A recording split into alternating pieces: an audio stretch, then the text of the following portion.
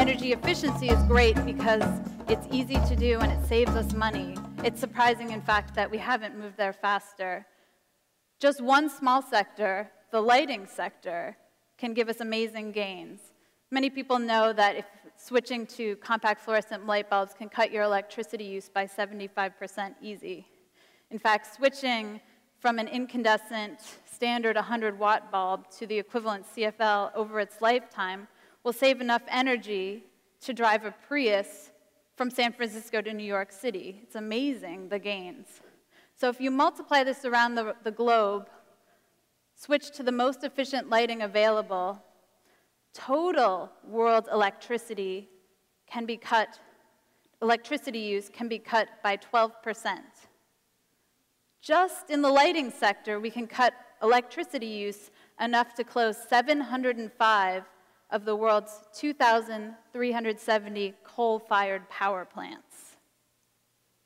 We can get similar gains in the appliance sector, and buildings and cities, of course, will play an enormous part. As many people have mentioned before, buildings overall are responsible for about 40% of carbon dioxide emissions. So a retrofit of buildings that can cut carbon emissions by 20 to 50% have enormous gains across the economy. City design and restructuring transportation are also important parts of Plan B. We need walkable, complete streets where bicycles do not have to be second-class citizens to cars. Wind right now is the centerpiece for the Plan B energy economy. Wind is abundant, widely distributed, clean, climate neutral, increasingly cheap, and importantly, wind is inexhaustible. Oil wells run dry, but the wind keeps on blowing.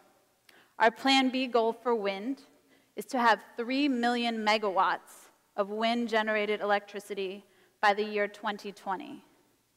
To get there, we would need 1.5 million new wind turbines of 2 megawatts each over the next 12 years. 1.5 million turbines sounds like an enormous number until you realize that the world currently produces 65 million cars per year. In fact, we're looking into the feasibility of using the shuttered automobile assembly capacity in the United States to ramp up wind turbine generation at a rapid rate. Solar energy is also an important part, and it's moving pretty fast. PV, solar panels, our production is doubling every 2 years right now, which it harnesses the sun's energy directly. Also exciting, we have rooftop solar collectors for heating water in space.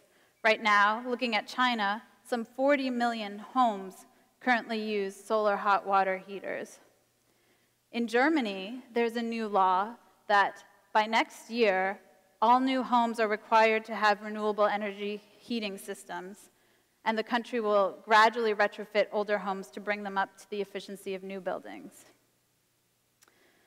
There's also, for solar energy, we have solar thermal power plants, which are moving forward pretty quickly.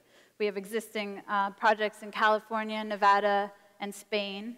But one of the countries that has some of the most ambitious goals is Algeria, a major oil exporter, starting to look towards the future where oil production won't be possible.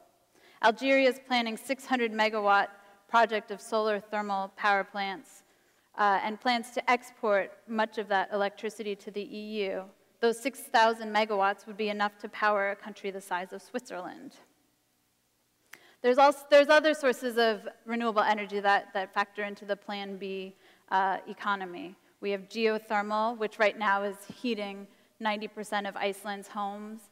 Geothermal power plants provide 25% of the electricity in the Philippines. And then there's small-scale hydro, tidal, and wave. The key to getting these to move forward relies in restructuring our economy. We need to get the market to tell the truth. Right now, you go to a gas station, fill up your tank, and in California, right now you're paying close to $4 per gallon. And people complain about that an awful lot, but you're not paying anywhere near the full cost of that gallon of gasoline.